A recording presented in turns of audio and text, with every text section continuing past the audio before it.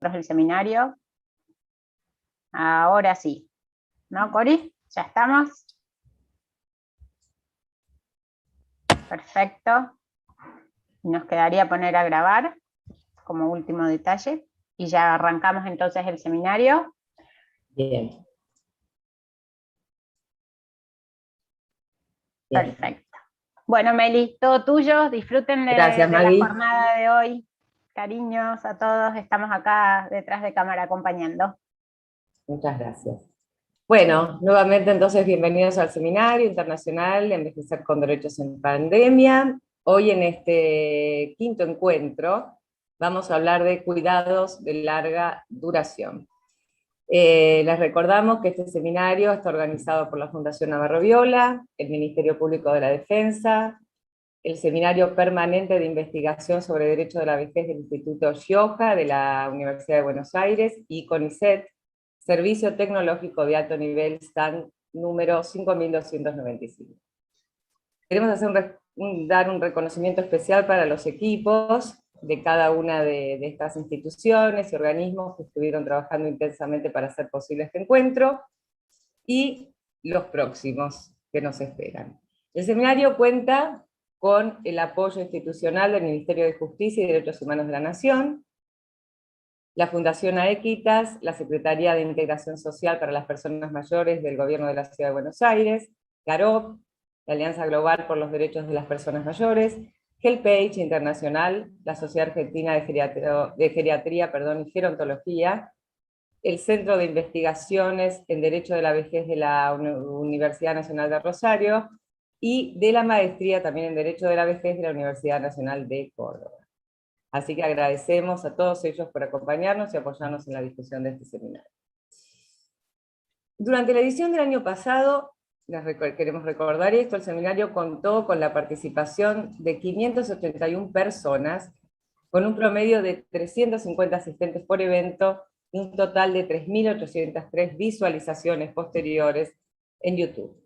Este año nos proponemos realizar 9 encuentros, les recordamos, virtuales, con acceso abierto, gratuitos y dirigidos a especialistas, funcionarios, personas mayores, personal que trabaja con y por las personas mayores, así como el público en general. Y dichos encuentros abordarán, ya han abordado, ya hemos hecho algunos, igualdad y no discriminación, autonomía e independencia, sistemas de apoyo, acceso a la justicia.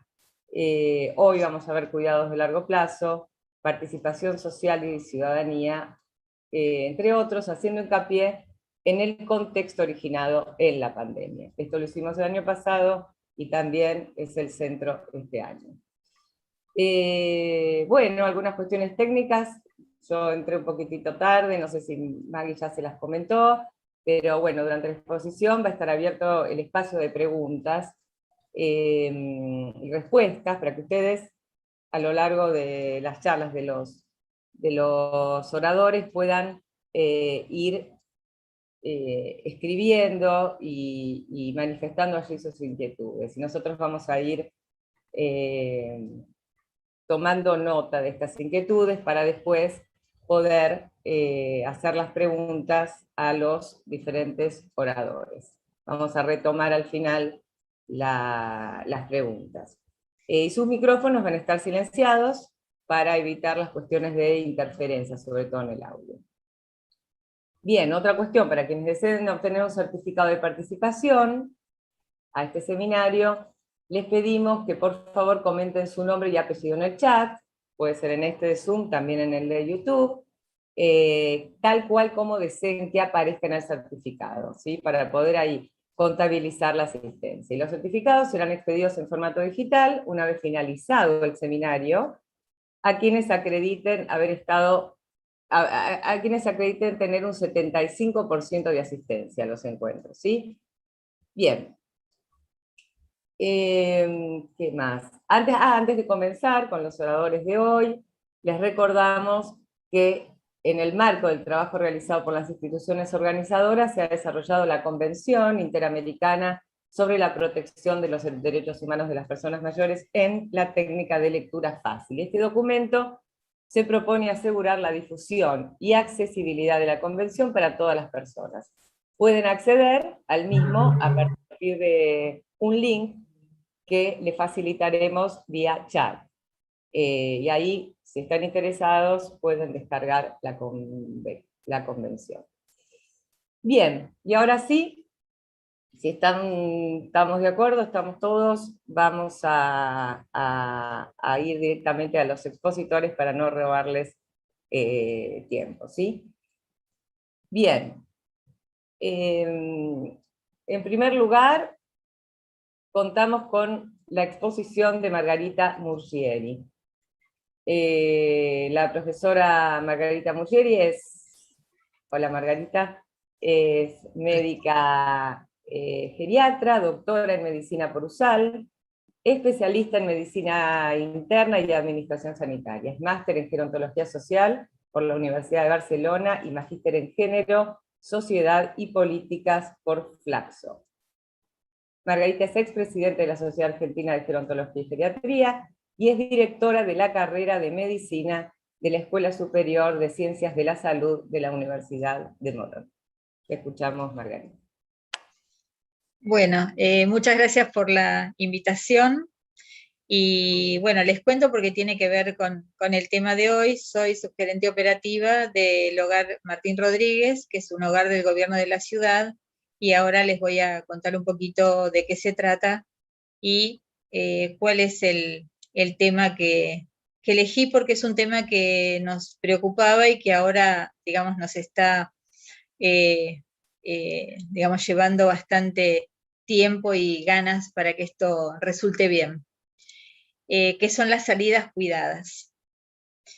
A ver, bueno, esta es una parte del hogar con sus flores.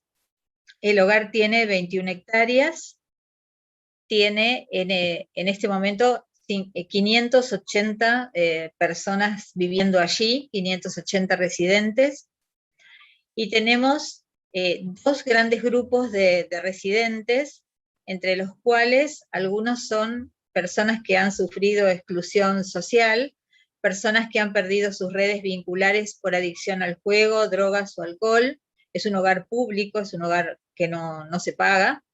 Delitos o trastornos de la personalidad que han originado desvinculación familiar, personas que han perdido su trabajo, trabajadores en negro o precarizados, personas en situación de calle porque no pudieron acceder a vivienda, la han perdido o se han desvinculado de su familia, y personas que han caído económica y socialmente producto de la movilidad descendente en la crisis del 2001 y en crisis posteriores. Por otro lado, tenemos otro grupo de residentes bastante diferenciado, que podemos llamar los frágiles, que son personas mayores con diversas patologías crónicas e incapacitantes. Esto es más parecido a lo que se da en instituciones privadas, que no pueden ser cuidadas en el hogar. Amputados, diabéticos, secuelados de ACV, incontinentes, dementes y con otras patologías psiquiátricas con problemas mentales y funcionales complejos. Personas mayores en situación de alta por enfermedades agudas o reagudización de crónicas, bloqueando camas hospitalarias sin poder externarse y enviados por juzgados por cualquiera de las razones anteriores. Conviven entonces aquí personas de muy distinta situación clínica, funcional, proveniencia social, nacionalidad, grado de movilidad, situación cognitiva y conductual, capacidad de comunicación, escolaridad, hábitos y orientación sexual, con lo cual es dificultosa la tarea de nuestros equipos interdisciplinarios en cuanto a la localización y relocalización de los residentes, apuntando a la mejor convivencia. Digamos que muchos de los problemas que hay en la residencia justamente son problemas de convivencia, porque tratamos de que se lleve bien toda esta gente, que es realmente mucha. Entonces, bueno, sobre esto se injertó la pandemia, y además sobre esta cantidad de gente, lo cual en principio nos trajo, bueno, creo que como a casi todos los profesionales de la salud y los profesionales sociosanitarios de las instituciones, mucho sufrimiento, mucho estrés y la incertidumbre que no solo teníamos nosotros, sino también los residentes, los familiares de los residentes, que aquí muchos están desvinculados, y la sociedad en sí, la comunidad, porque la comunidad pensaba, bueno, si explota esta residencia con tanta gente, digamos, va a ser un problema para el pueblo, la ciudad de Ituzaingó, ¿no? Que es donde está instalado este hogar. Entonces, bueno, ¿qué es lo que quiero contarles un poco? Porque tiene que ver con los derechos. El tema de las salidas. Dado lo prolongado del aislamiento total dentro de las instituciones y el efecto deleterio y altamente estresante del mismo, desde el punto de vista no solo físico, sino también psicosocial, nosotros decidimos, en acuerdo con la Dirección General de Dependencias y Atención Primaria, que en ese momento pertenecíamos al Ministerio de Hábitat y Desarrollo Humano, ahora pasamos al Ministerio de Salud, de Ciudad, y considerando que hay que encontrar un equilibrio razonable, empezamos, y que ya teníamos casi todas las personas vacunadas con 2 dosis, nosotros empezamos con esto que son las salidas cuidadas. En primer lugar, lo primero que pasó en todo el país y en todas las residencias fueron las no salidas, digamos. La gente no podía salir de las instituciones. Después empezamos con las primeras salidas cuidadas que fueron acompañados y con transportes propios, digamos, transportes que nosotros conseguíamos y los llevábamos al banco, porque obviamente la gente quería cobrar sus haberes, los llevamos al banco, los llevamos al médico, pero prácticamente eran las únicas salidas que se hacían y todas esas salidas eran acompañados por nosotros, por un cuidador, por un enfermero, etcétera, pero no solos. Después empezamos con salidas solos con permiso, que es donde estamos ahora. Ahora vamos a ver realmente cómo nos manejamos con este permiso, y el futuro, lo que queremos hacer rápidamente es que sigan saliendo solos, pero sin tener ninguna restricción, como era al principio. Nosotros siempre dijimos y siempre estuvimos contentos de que nuestro hogar era un hogar de puertas abiertas, donde la gente entraba y salía como quería, y el que no podía salir porque se perdía, porque era demente, porque tuvo algún inconveniente, un accidente o lo que sea, pasaba por la asesoría tutelar de incapaces y nunca éramos nosotros los que prohibíamos una salida. Entonces querríamos volver a esa situación de total libertad y ni siquiera que no haga ni siquiera falta este permiso que estamos usando ahora. O sea que ahora estaríamos en el punto 3. Aquí tenemos una señora, esta señora justo es española, que dice, acá en esta puntita, que dice, salir es la gloria. Una señora es española y es habitante de una institución, acá en la Residencia Santa Teresa, y dice, salir es la gloria, ¿no? Esto me parece importantísimo porque la verdad es que la alegría y el bienestar que tienen los residentes cuando empezaron a salir solos, aunque sea al supermercado a comprarse y elegir su propio desodorante. Mientras hacíamos las salidas cuidadas, nosotros, nuestro personal, era el que hacía las compras para los residentes.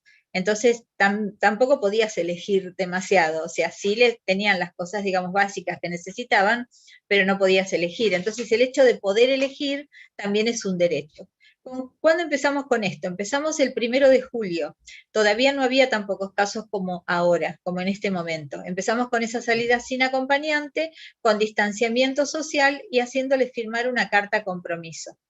Para favorecer la salida de mayor cantidad de residentes, nosotros le autorizamos una vez por semana, pero después vimos que si el residente quería salir más veces por semana, y como ya les dije que son 580, aunque no todos quieren salir, algunos no quieren salir porque tienen miedo, otros no quieren salir y otros no pueden salir porque están postrados o porque tienen alguna dificultad y antes tampoco salían. Pero bueno, para favorecer el mayor número de personas que salgan, nosotros decíamos una vez por semana, pero bueno, pueden salir 2, pueden salir 3, y ahora hay algunos que salen 2 veces y algunos salen 3 y otros salen 1 y ya está. Y con eso están contentos. No cuentan las salidas acompañadas que seguimos haciendo, porque cuando uno tiene que ir a un banco y el banco está alejado, o tiene que ir a un médico y el médico está en la ciudad de Buenos Aires, lo llevamos nosotros. Entonces esas salidas no cuentan. Estamos hablando de las salidas solos a donde ellos quieran ir. Servicio Social se ocupa de los residentes que están autorizados y se guarda en una carpeta el listado de personas que salen cada día. Y estamos elaborando un memo para que esto quede plasmado, ¿no? En una especie de protocolo, porque no lo hay. Diariamente el Servicio Social entrega un listado a la vigilancia que está en la puerta y que se fija que todos los residentes regresen en tiempo y forma y que regresen bien. ¿En qué condiciones regresan? Si el residente no retornara, si tarda más de 2 horas, se le hace firmar un acta de incumplimiento, que nosotros tenemos nos regimos con un reglamento de hogares, y se considera sanción de carácter leve, que en realidad no es ninguna sanción, pero es firmar un acta, para que no lo vuelva a hacer. Cuanto más tiempo pensamos, sobre todo en julio, cuanto más tiempo está en la calle, más riesgo tiene de correr riesgo de COVID. Entonces, por eso justamente nosotros, si bien el horario es bastante extenso, tratamos de que no se queden a la noche en la calle. Y si no regresa en 24 horas, no volvió y vuelve al día siguiente, ese residente queda en aislamiento durante 14 días y también firma el acta de haber incumplido. Si el residente ingresa en estado de ebriedad, bueno, lo dejamos en la guardia hasta que se le pase y también firma el acta de incumplimiento, porque bueno, nosotros tenemos dentro de estos residentes que provienen de situación de calle, algunos que son alcohólicos. Entonces, bueno, aprovechan la salida para tomar alcohol. Se proveerán de barbijos o tapabocas en condiciones a todos los residentes, principalmente a los que salen. Llevarán una botellita de alcohol en gel por mes y se hará una campaña de concientización acerca del cuidado fuera del hogar. También le hablamos del tema de la vacunación y les decimos que si bien están sumamente cubiertos con la vacunación, no es que no se van a poder enfermar, sino que lo que hace es evitar cuadros graves o morirse, ¿no? También los aconsejamos en relación a los síntomas y se aconseja también sobre otros cuidados de la calle. Hay que pensar que cuando empezaron a salir hacía más de 1 año y medio que no salían. Entonces puede haber accidentes. Hay gente que se ha visto choqueada por salir a la calle, por ejemplo. Entonces es muy importante que se cuiden, que eviten o que se cuiden también de los asaltos y también de las caídas, así como de los accidentes de tránsito. Y salvo los consejos habituales de cuidado, nosotros no le preguntamos a dónde va a ir. Si el residente nos cuenta que va a ir a visitar, por ejemplo, a un familiar a un hospital, bueno, con ese residente hablamos un poquito más para que se cuide, si va a ir a un hospital o va a ir a una clínica a visitar a algún familiar, que se cuide más o mejor para no contagiarse COVID. Por otro lado, lo mismo si se va a encontrar con familiares que no estén vacunados, familiares más jóvenes o chicos o niños en ese momento.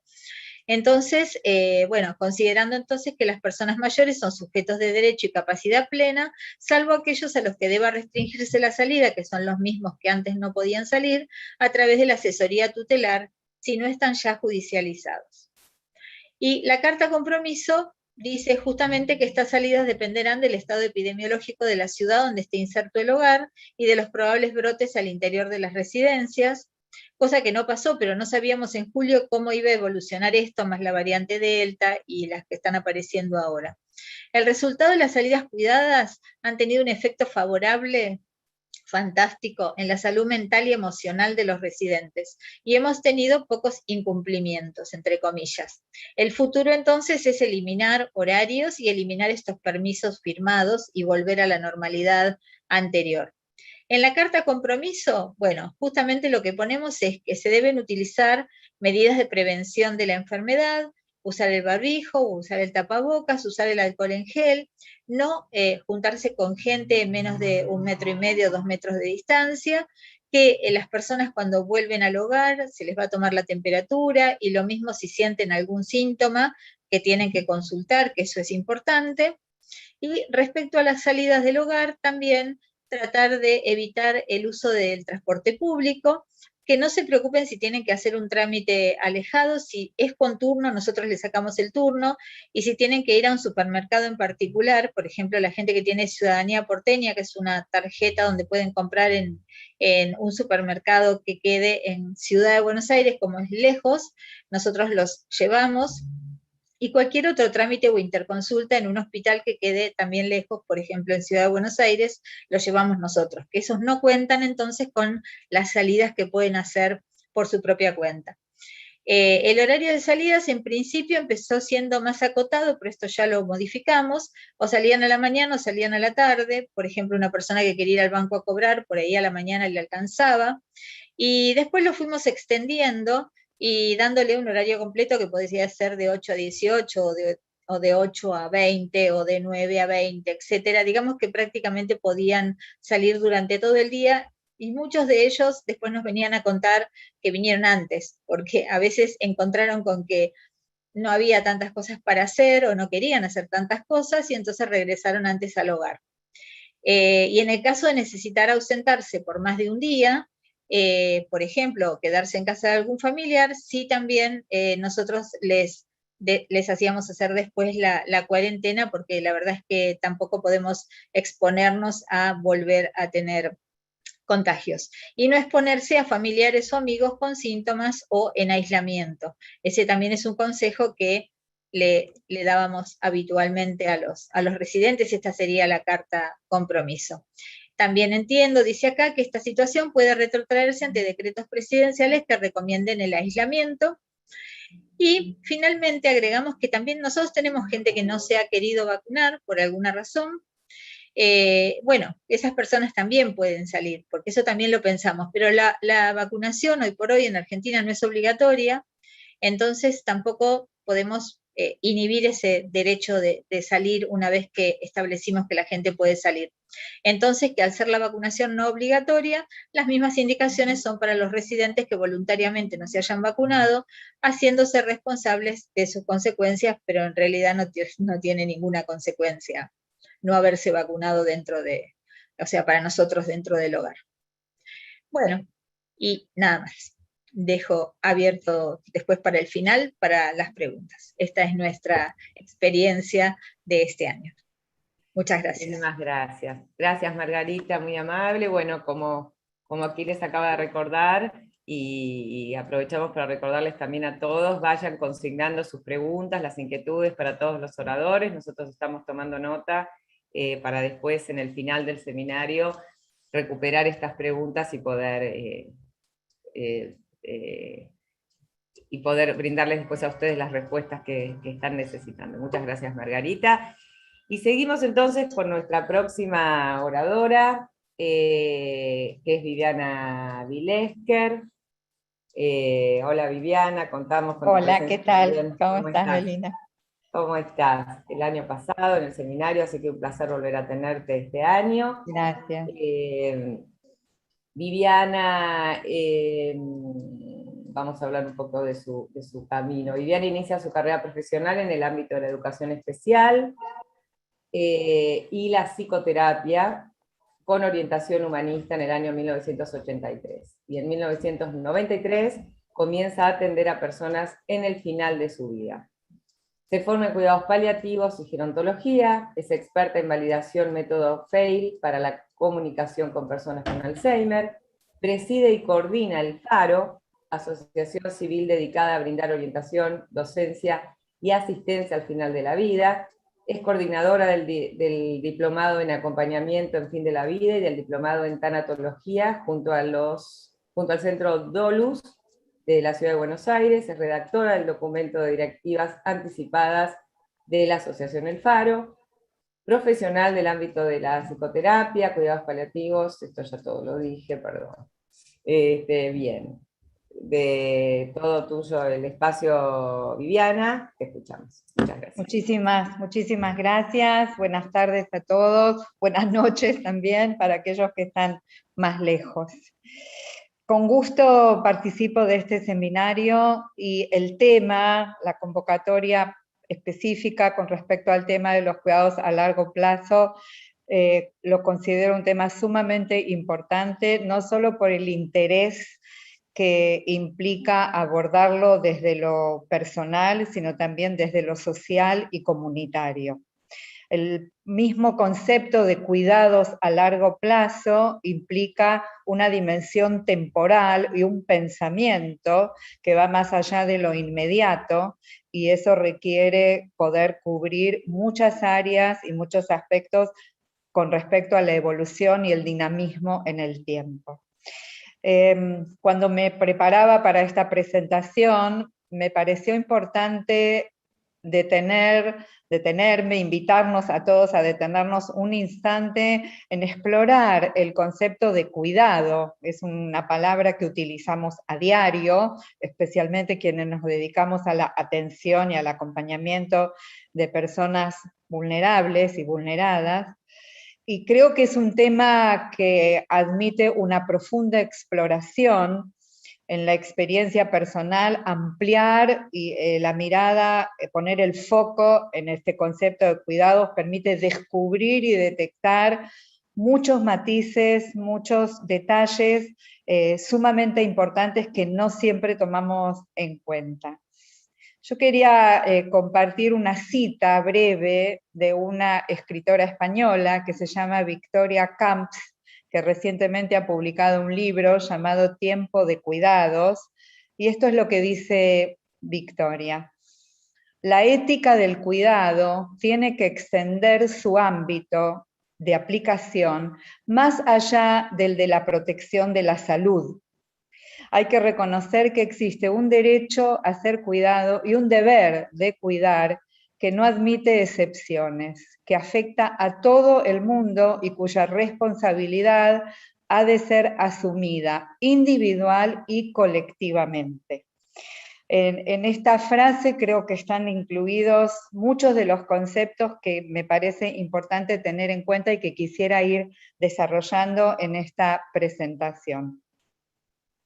Cuando hablamos de cuidados, entonces, estamos hablando de un ámbito amplio y complejo que en términos generales podríamos definir como el conjunto de las acciones y actividades que son necesarias para sostener la vida de un modo equilibrado, armónico y tendiente al bienestar.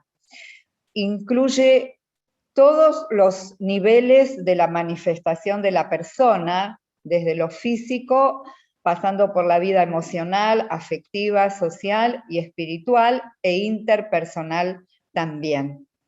Y en términos generales podríamos decir que el cuidado tiene ejes o ámbitos de influencia que son importantes de tener en cuenta. Por un lado, el cuidado directo a las personas que lo necesitan.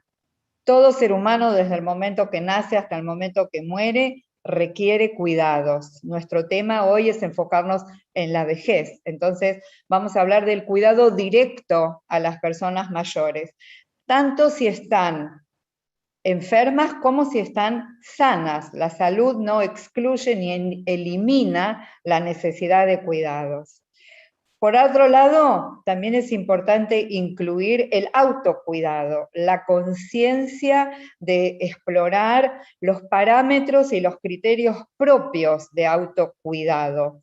Esto nos invita a abrirnos a una dimensión singular, porque lo que cada uno entiende o actúa en el área del autocuidado puede ser diferente a lo de otras personas.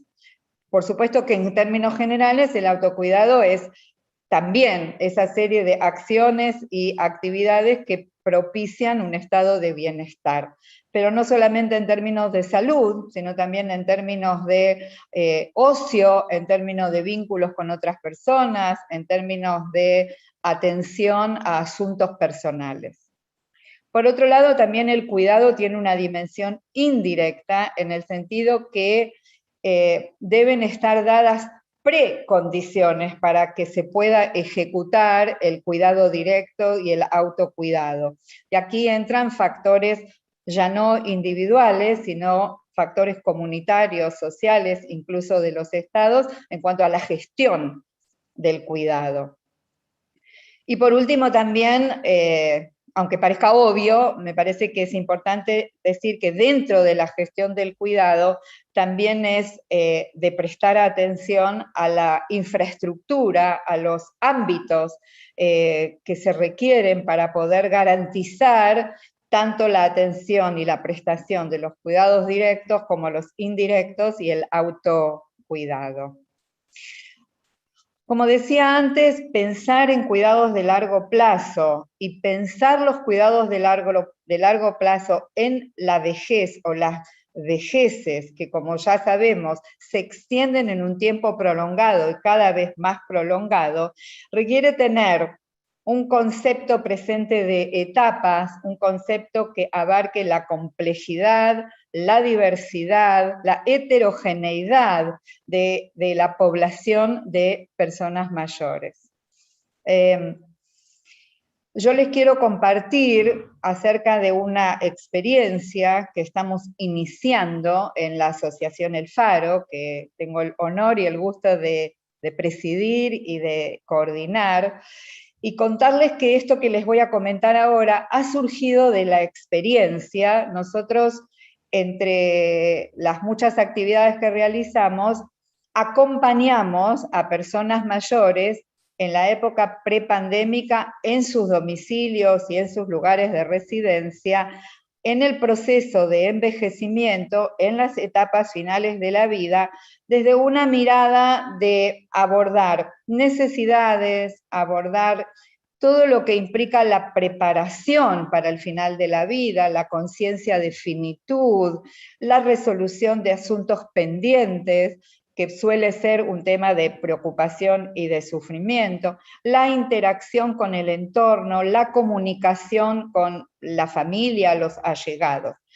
Este es el modelo de acompañamiento que nosotros hemos implementado y que la pandemia obviamente nos presentó un desafío por la imposibilidad del acceso directo, con lo cual hemos resignificado y reorganizado la propuesta de acompañamiento para poder acceder en la medida de lo posible a través de todos los dispositivos que se nos presentan hoy como posibles de ser utilizados.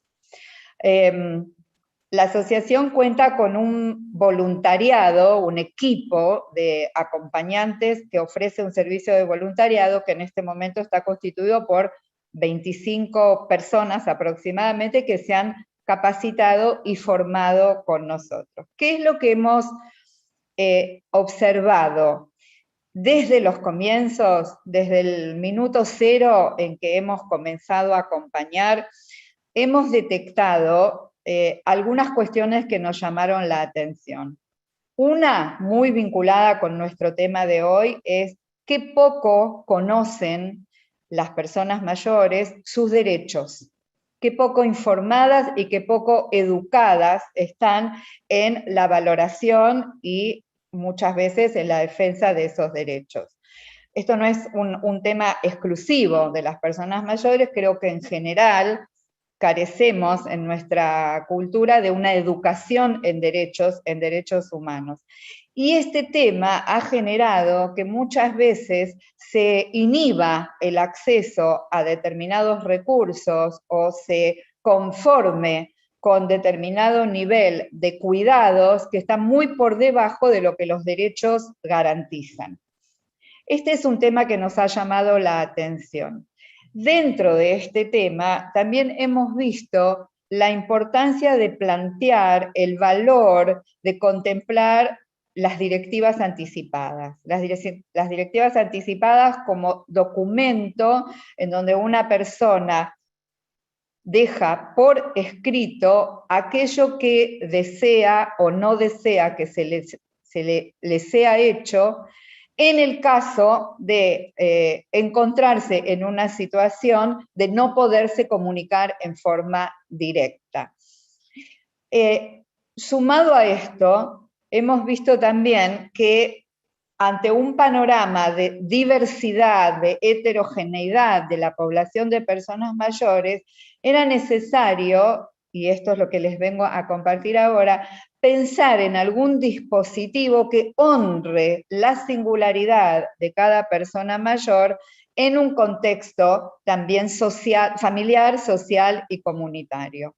Entonces hemos iniciado un proyecto que en este momento podría decir que está en etapa piloto, porque lo estamos ensayando con aquellas personas que acompañamos, que lo hemos denominado planificación anticipada de cuidados integrales. No lo hemos creado nosotros, sino que nos hemos inspirado en otros modelos, especialmente el modelo español de planificación anticipada de cuidados, y lo hemos tomado para armarlo un poco a la medida de nuestra propia idiosincrasia, pero también irlo desarrollando a partir de la misma experiencia que vamos teniendo en su aplicación. Por eso hablo de un proyecto piloto en donde se combina la práctica, la reflexión sobre la práctica para enriquecer este plan. ¿Qué significa la planificación anticipada de cuidados? Por empezar, el concepto de planificación es importante porque indica el poder elaborar con tiempo, por eso hablamos de planificar, con tiempo, todas aquellas decisiones que una persona mayor quiere encarar en función de sus propios valores, de sus propias creencias, de su realidad personal, de su historia personal, de su condición socioeconómica, etcétera, etcétera, etcétera. Por supuesto que cuando hablamos de planificar, estamos hablando de futuro, y estamos hablando de cuidados de largo plazo. Planificamos muchísimas cosas en nuestra vida, ¿por qué no también planificar los cuidados que deseamos o necesitamos recibir, aunque por el hecho de ser anticipados, hay muchos escenarios que no podemos prever de un modo absoluto. Sin embargo, es posible abrir muchas conversaciones anticipadamente en relación, por ejemplo, a decisiones o a temas a abordar inmediatamente, o sea, en el corto plazo, para poder garantizar esos cuidados de largo plazo y no llegar a último momento con muchos cabos sueltos o muchas situaciones no resueltas. Cuando hablamos de cuidados, entonces hablamos en este concepto amplio que planteé antes, porque el cuidado no va a abarcar en este concepto de planificación anticipada únicamente temas de salud, que por supuesto los va a abarcar, sino que también va a abarcar temas como, por ejemplo, la vivienda. Este es un tema muy importante, una inquietud que muchas personas mayores tienen, dónde están viviendo hoy y dónde se imaginan viviendo en un mediano o largo plazo, qué cambios necesitarían hacer si es que fuera necesario para poder garantizarse la vivienda adecuada a las necesidades y a las vicisitudes que se le pueden presentar a una persona mayor. También vamos a incluir acá todas las cuestiones patrimoniales, que para muchas personas mayores son temas no sencillos de abordar, no por eso menos preocupantes. La gestión de lo que pueden ser cuentas bancarias, propiedades, que son temas que a veces cuesta mucho hablar y sin embargo son sumamente importantes y que requieren tiempo para poderlos encarar. No solamente tiempo de reloj, sino necesitan tiempo para conversar, para consensuar. Muchos de estos temas no son únicamente del ámbito individual, sino que también afectan a terceras personas, como pueden ser familiares. También en el área de los cuidados de la salud, es importante que esta planificación incluya de un modo importante la comunicación con los equipos asistenciales, que se consensúen líneas de cuidado, porque todo esto apunta a honrar el protagonismo de la persona mayor en las decisiones que competen a su propia vida. Y hablamos de cuidados integrales justamente porque no vamos a hablar solamente del cuidado de la salud o el cuidado del cuerpo, sino también necesidades emocionales, afectivas, la conexión con su entorno social, la vida espiritual de la persona mayor, el acceso a lo que esa persona considere importante como comunidad espiritual, si es que la tuviera, por supuesto, y también, como mencioné antes, la cuestión de las directivas anticipadas, con todo lo que implica saber, recibir información, estar orientado como para dejar por escrito este deseo.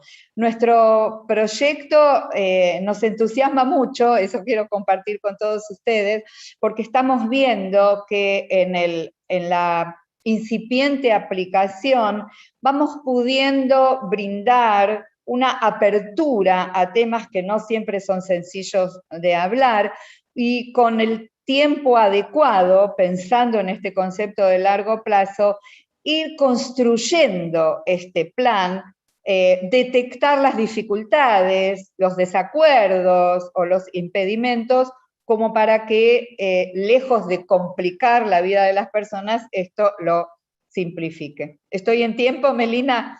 Sí, te quedan 4 minutos, así que muchas podés hacer gracias. eso tranquilamente. Gracias. Un placer escucharte. Gracias, gracias. Solo entonces, para ir redondeando,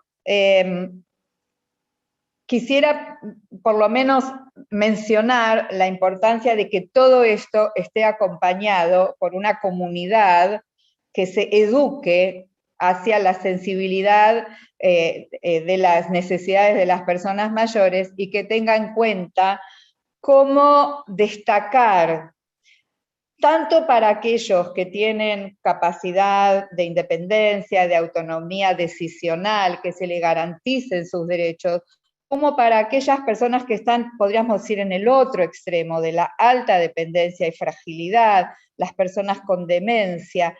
Creo que es muy importante la capacitación de la sociedad para poder comprender y acompañar la variedad y la riqueza que presenta, y el desafío que presenta el acompañamiento a una persona mayor. Bueno, me detengo acá. Muchísimas gracias. Muchísimas gracias, Viviana. Entonces, volvemos a sugerirles que vayan, por favor, haciendo las preguntas en los chats, en el de Zoom y en el de YouTube, así los oradores pueden responder al final del evento. Bien, y continuamos entonces con nuestro siguiente expositor, Luis Marrollo. Luis Marrollo Molina es director gerente de la Fundación Campus Arnau de Escala y gerente del Observatorio de Ética Aplicada a la Intervención Social, Sociosanitaria y Psicoeducativa de la Universidad de Girona. Es coordinador del proyecto Somos como tú, sobre derechos de las personas mayores, y responsable del proyecto Faro, Hazte Visible e Ilumina, sobre la promoción de la integración social de las personas mayores solas.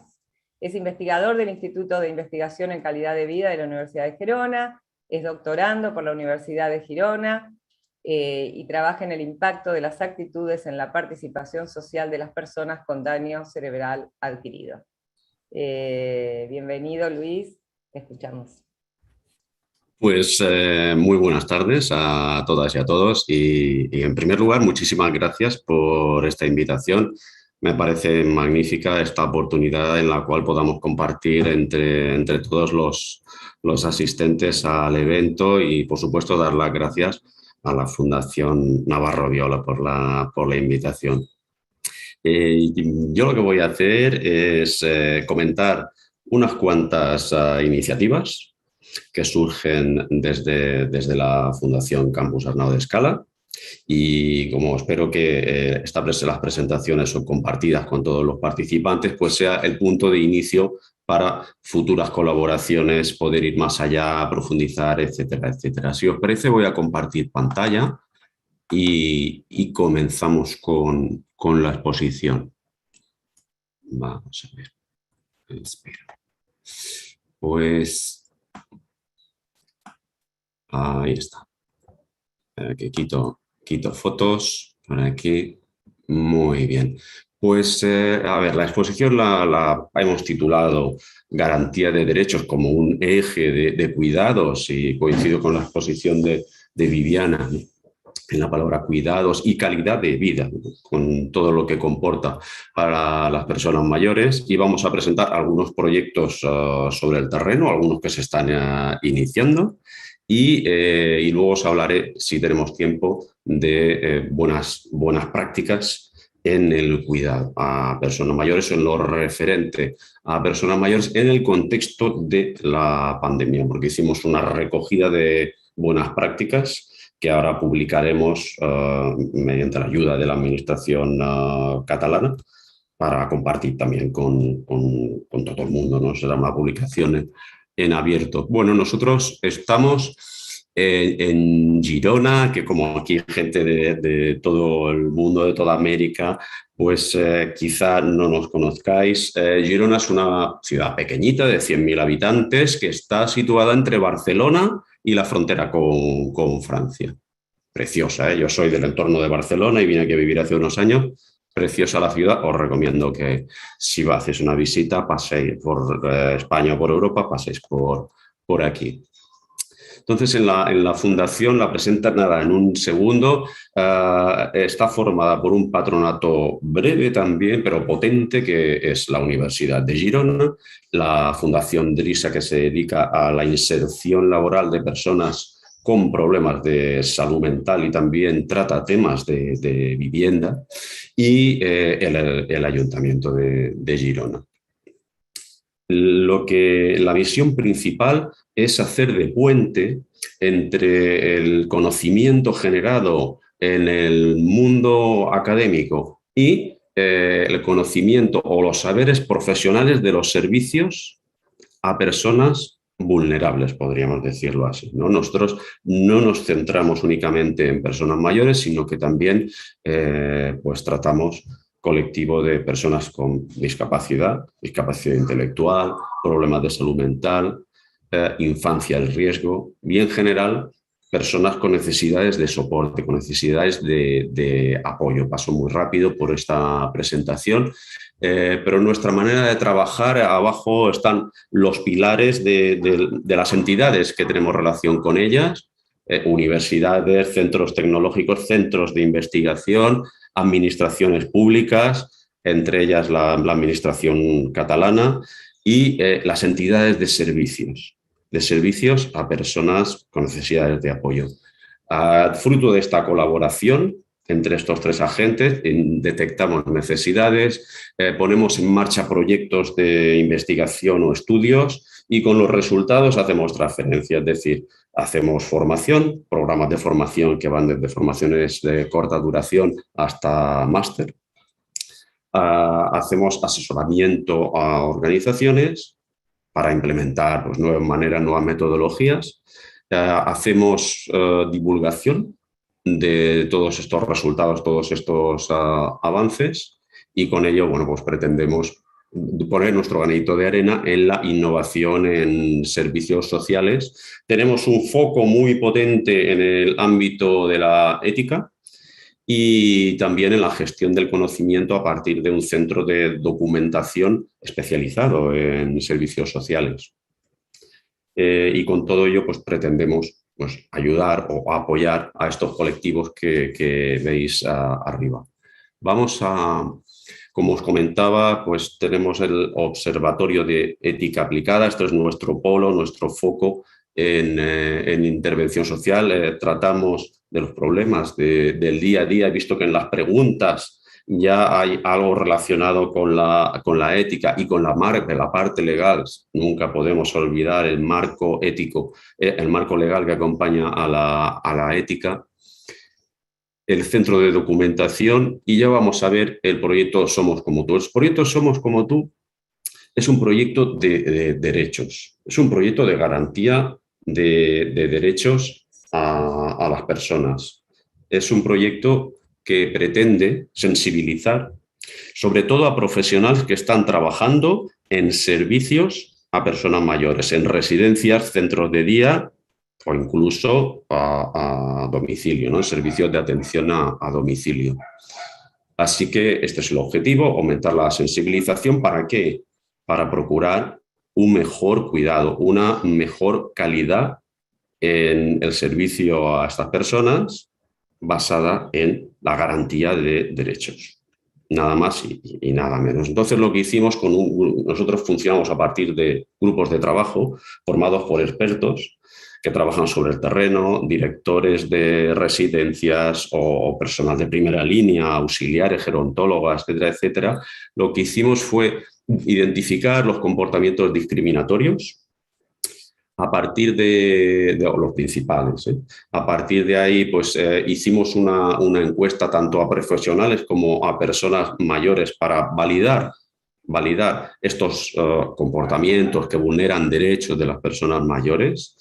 hicimos una encuesta y validamos también con profesionales y con personas mayores pues todo su contenido a partir de la creación de unos casos que son reflejo de estos comportamientos discriminatorios.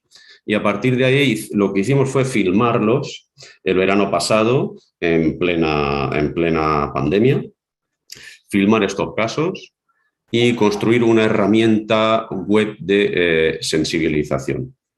Ahí estamos ahí en esa fase y ahora empezaremos a dar difusión, a hacer difusión, y gracias a subvención de la administración catalana lo que haremos también es probar un taller de sensibilización, bueno, que os invito también a los participantes a explorar la posibilidad de realizarlo con vosotros, porque se puede hacer también de manera online. Preferimos la presencialidad, pero también lo estamos diseñando para hacerlo de manera online. Las 5 situaciones discriminatorias que detectamos pues fueron, por una parte, la falta de la garantía de la dignidad en las residencias. Y este es un tema pues, que tiene que ver mucho con la ética, con la humanización de los cuidados y con una manera de trabajar pues, que sería muchísimo más satisfactoria, tanto para la persona mayor que recibe el cuidado como para el profesional que lo está dando.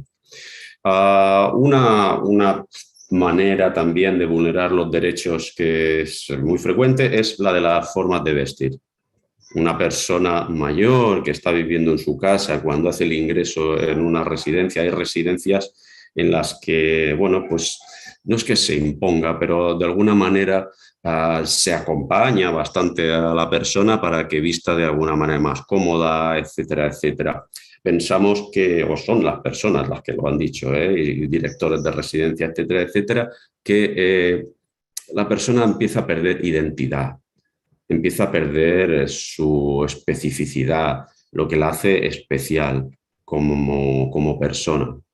Por lo tanto, intentamos luchar contra eso mediante esta herramienta web que estamos creando. Por otra parte, otro derecho o otra vulneración que ocurre en muchos centros es este trato infantilizador y paternalista. Un lenguaje muy infantil, con la utilización de términos como aquí en España, Cataluña, abuelo, cielo, cariño, quizá pues no son propios. Hay personas a las que les gustan, a otras que no. Por lo tanto, respetemos un poco el estilo comunicativo de la persona. Tratamos también el tema de las relaciones afectivas, sexoafectivas, la libertad, la intimidad y la rigidez normativa que tenemos en muchos de nuestros centros, sobre todo en Cataluña, que es lo que más conocemos nosotros, ¿no? Y por otra parte, de las contenciones. Sí, ahora tenemos un programa de contenciones cero, pero todavía tenemos microcontenciones declaradas, denunciadas por los propios directores, directoras de las residencias, en los cuales, pues, bueno, se utiliza todavía la contención farmacológica, se utiliza todavía la contención en la cual, por ejemplo, pues se frena a la silla de ruedas que vemos aquí en la foto, se frena o se encasta contra la mesa cuando hay una persona agitada por una condición de demencia, por ejemplo. Pues intentamos luchar contra todo eso. Y bueno, no tenemos demasiado tiempo para explicaros el tema. Ofrecemos esta formación, este taller, y si alguien quiere, pues se puede poner en contacto con nosotros y podemos profundizar un poco más, ¿vale?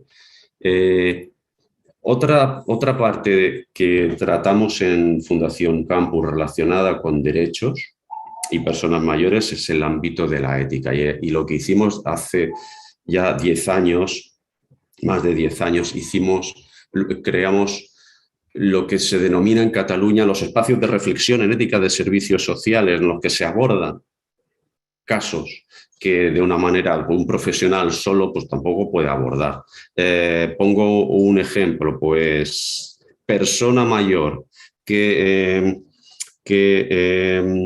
tiene un hijo, que la persona mayor vive en una residencia y el hijo quiere que vuelva a vivir en su casa. ¿Por qué?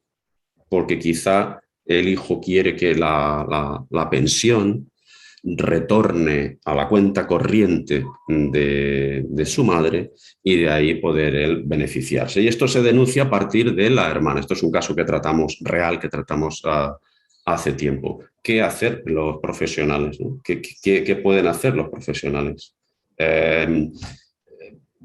¿Van hacia la autonomía de la persona mayor y la dejan que se vaya a vivir con su hijo sabiendo que habrá un abuso o un expolio? Si lo están haciendo, están cometiendo alguna ilegalidad. Pues lo que hacemos en Fundación Campus es abordar esta temática, estos temas, mediante una metodología de deliberación y impartimos muchísima formación. Aquí tenemos muchísima demanda. Vale. Algo que también quizá es de interés es lo que comentábamos al principio, la recogida de buenas prácticas que hicimos el año pasado, porque a raíz, como os he comentado al inicio, trabajamos muy en contacto con servicios. Y bueno, y hablando con servicios para detectar necesidades, en la época de la pandemia, pues vimos que no todo era negativo. No todo era negativo. Por ejemplo, servicios que siempre clásicamente pues, se han dado en el entorno de una institución, en una oficina. Las oficinas se cerraron, los servicios se cerraron, el ciudadano tampoco no podía acceder a los servicios. Pero en algunos municipios lo que hicieron fue sacar el servicio a la calle, sacar el servicio al parque, al jardín, convocar a la persona allí con las medidas de seguridad adecuadas. Y vieron que la relación, el vínculo que se crea, la comunicación, funcionó muchísimo mejor. Por lo tanto, bueno, pues ¿por qué no nos lo quedamos? Y ahí quizá cuando ya superemos esta etapa de pandemia, pongamos en marcha algún protocolo que rompa con la frialdad de la institución, de ir a una oficina y tener una mesa delante, algo frío.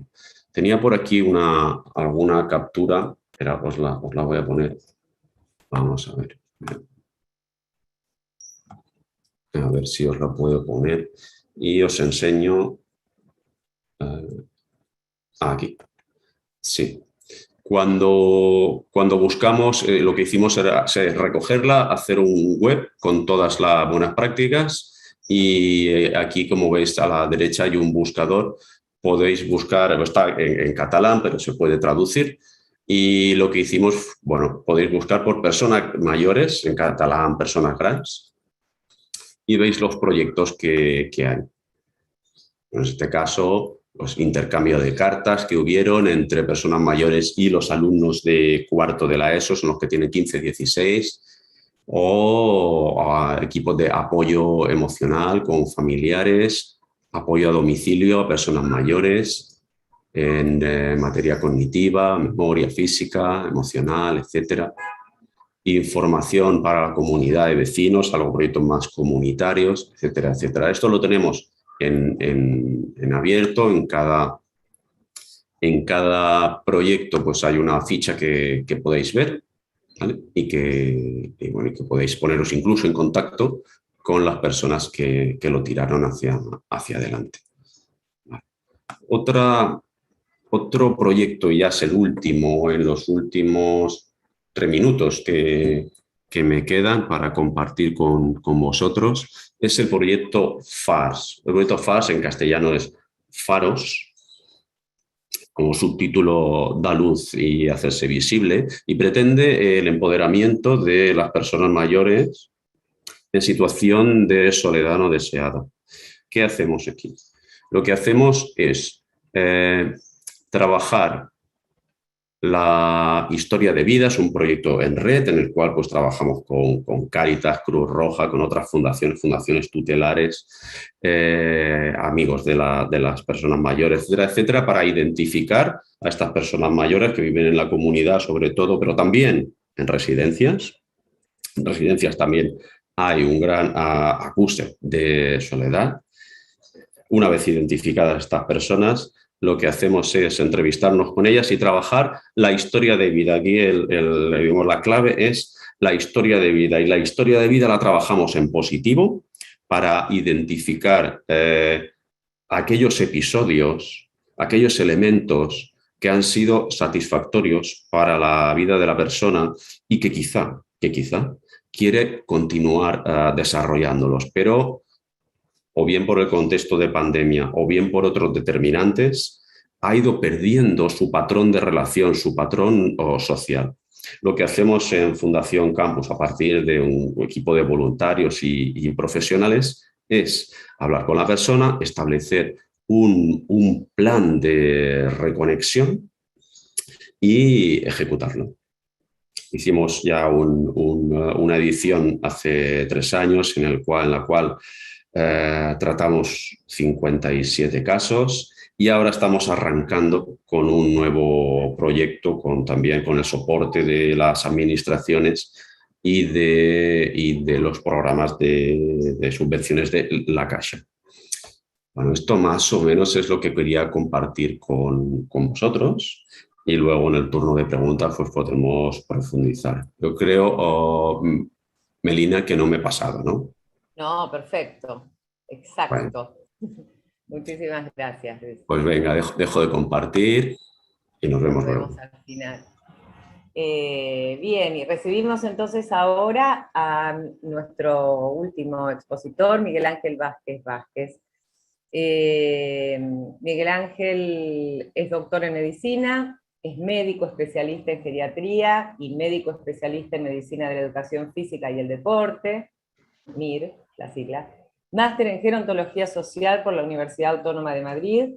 Es especialista universitario en economía y gestión sanitaria por la Universidad de Vigo y director estratégico de empresas sociosanitarias y sociodirector de Caligers, consultora de servicios sociosanitarios.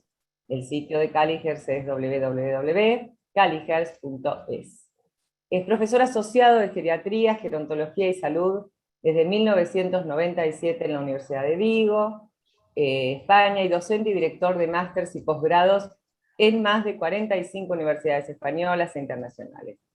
Además, es consultor de varias agencias públicas e internacionales de cooperación para el desarrollo sobre salud y envejecimiento, y comités de calidad de servicios gerontológicos. Es autor de más de 40 publicaciones sobre geriatría y gerontología, ponente en más de 450 congresos en España, y en 160 eventos internacionales sobre geriatría y gerontología. Es también presidente de la Sociedad Galega de Gerontología y Geriatría, no sé si se pronunciará así, sociedad científica y profesional. Bienvenido, Miguel Ángel. Bueno, buenas tardes, muchas gracias, Melina.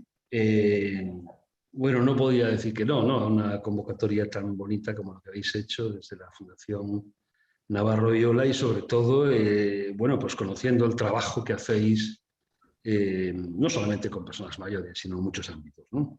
Así que muchas gracias también, bueno, pues por esta oportunidad de compartir mesa con Margarita Morghieri, con Lluís, con Viviana, que yo creo que es un lujo, ¿no? Escucharos.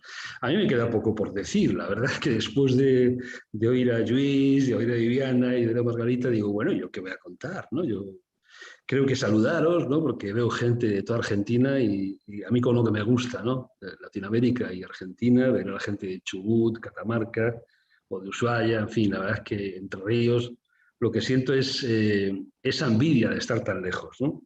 Gente de México que conozco, gente de Perú, de Uruguay, la gente de Mayores con la que tuve la oportunidad de trabajar. En fin, veo incluso gente de aquí de España, Rocío Romero, gente que que conozco. O sea que muchos saludos y muchos abrazos a los que conozco y desde luego muchos también a los que estáis escuchándome y ya a partir de hoy pues nos conoceremos, ¿no? Bueno, lo que me encarga la Fundación Navarro Viola es hablar un poco de cuidados de largo plazo, ¿no? Yo querría, claro, compartir un poco pantalla. Creo que tengo 20 minutos, que alguien me modere, porque si no me moderan yo puedo hablar durante 2 horas, o por lo menos que alguien me diga, oye, te quedan 5 minutos, si os parece bien. Voy a ver si puedo compartir esto, que yo creo que sí que podré. Bueno, el tema que me ocupa a mí, que soy geriatra, al fin y al cabo, con muchos años, todo esto que contaba antes Melina, seguramente que es fruto de trabajar muchísimos años, en el cuidado, sobre todo de personas mayores en situación de discapacidad, de dependencia, cuidados que llaman por ahí de larga duración o cuidados a largo plazo. Yo os quiero hablar de 3 cosas. Un poco en el modelo previo, de donde partíamos, en cuidados de larga duración. ¿Qué sucedió en esta pandemia? Bueno, que todavía no ha terminado, porque estamos hablando de post-COVID y parece que todavía no hay post-COVID, que aún estamos, al menos por aquí, en España, con la 5ª ola. Estamos debatiendo si tercera dosis sí, tercera dosis no. Nuestra posición es clara. Creemos que hay que poner una tercera dosis a aquellos que pusieron 2, cuando ya pasaron más de 6 meses después de la segunda dosis. O sea, esto es absolutamente necesario. Bien, ¿qué es lo que pasa ahora, como digo, y un poco sobre el futuro? Yo sí que quiero decir que hemos asistido a una pandemia importante, no la mayor de la historia de la humanidad, pero sí que creo que hemos asistido a lo que podríamos llamar el mayor genocidio, eso sí, residencial de la historia. Yo creo que nunca antes en la historia de la humanidad ha fallecido tanta gente en centros de cuidados de larga duración como la que ha fallecido. Los datos en España son escalofriantes y curiosamente los que presenta el Ministerio no son los datos más precisos, ¿no? Podemos decir que hay otros aportes también oficiales que quedan un poco más lejos, ¿no? Esta es la fotografía de Bryce Lorenzo, que ha sido Premio Internacional de Fotografía en mayo de 2001, con una señora que cumplía 98 años y que había padecido COVID, en una residencia, la de San Carlos de Celanova, que yo tuve la oportunidad de dirigir un centro COVID, el primer centro COVID que se montó en España para personas mayores que vivían en residencias, y ella concretamente estuvo en ese centro en el que yo tuve la oportunidad de dirigir en plena pandemia, o sea, en pleno abril y mayo de 2020. Este es parte del equipo, ¿no? Cuando estábamos, bueno, pues yo creo que consiguiendo abrirlo, porque he visto todavía cajas, ¿no? Bueno, en España lo que ha ocurrido con datos oficiales es que hay un exceso de difusiones sobre la información oficial. Es decir, ha habido, yo creo que tanto caos durante la época COVID que ni siquiera los datos son correctos. No creo que haya mala intención por parte de nadie, pero sí que es verdad que los datos distan mucho. O sea, el gobierno admite en torno a 19.000 muertos en residencias en España y los datos que nos aportan los indicadores epidemiológicos estaban en octubre del 2020 en 58.000 personas muertas en residencias o en centros de cuidados de larga duración, y a 31 de diciembre de 2020 más de 63.000 personas mayores han muerto en España por COVID, y no con COVID, por COVID. Esto es aproximadamente el 70% del total de todos los fallecidos en España, que fueron 92.000 personas al 31 de diciembre de 2020. O sea, si de 92.000 personas 63.000 murieron en residencias de personas mayores, o sea, en centros de cuidados de larga duración, parece claro que las cosas no se hicieron bien. Hasta el punto de que esta incidencia de mortalidad en personas mayores ha disminuido la esperanza de vida en España, la tendencia creciente de esperanza de vida. O sea, el 70% de los muertos lo fueron en residencias. Entonces, la primera reflexión que yo creo que se ha hecho la sociedad en su conjunto y que probablemente nos hagamos todos es: ¿murieron porque había un modelo de cuidados de larga duración inapropiado? ¿Tuvieron culpa los gestores de las residencias en España? ¿El personal también fue culpable de todo esto? ¿Qué es lo que, y por tanto hay que cambiar cosas? ¿O qué es lo que ha pasado, ¿no? Después de esa cuarta o tercera o quinta ola que no sabemos muy bien dónde termina? Para nosotros, como Sociedade Galega de Xerontoloxía e Seriatría, que es como se llama nuestra sociedad científica, como bien decía y bien pronunció Melina, nosotros pensamos que ha habido 3 o 4 causas importantes de esta mortalidad. La primera, la prohibición de derivar las personas contagiadas y enfermas a centros de cuidados hospitalarios o a centros intermedios donde podían ser cuidadas como precisaban. Eso no solamente generó que las personas enfermas se murieran antes, sino también generó, obviamente, más contagios. Si tú dejas una enfermedad infectocontagiosa dentro de un centro y cierras la puerta, lo más probable es que todos los que hay dentro terminen contagiados. Esto es de puro sentido común. O sea, dejarles dentro, no atenderles, e incluso, si me apuráis, y esto es muy atrevido por nuestra parte, decir que ha habido un exceso innecesario de sedaciones donde la condición psicofísica previa y la obediencia debida pesó más que la sintomatología. Es decir, el dato del documento de identidad, o sea, la edad y la situación de pandemia pesó más que la propia condición previa de la persona. O sea, se sedó probablemente en exceso en ese momento. Para mí, las causas de ese genocidio, que es como yo le llamo, genocidio residencial, han sido no atender correctamente la enfermedad infectocontagiosa con componentes evidentemente epidemiológicos, o sea, no separar a los infectocontagiosos, el pánico inútil, o sea, que pretendidamente colapsaba el sistema sanitario, que no lo colapsó más que en Madrid y Barcelona en la primera etapa, y desde mi punto de vista y a nivel internacional, ha ocurrido en Francia, ha ocurrido en Bélgica, ha ocurrido en Inglaterra, en Canadá, en Estados Unidos y en España, una conducta francamente edadista. No le dimos la oportunidad a las personas mayores de salir de una situación compleja como era una enfermedad por COVID, ¿no?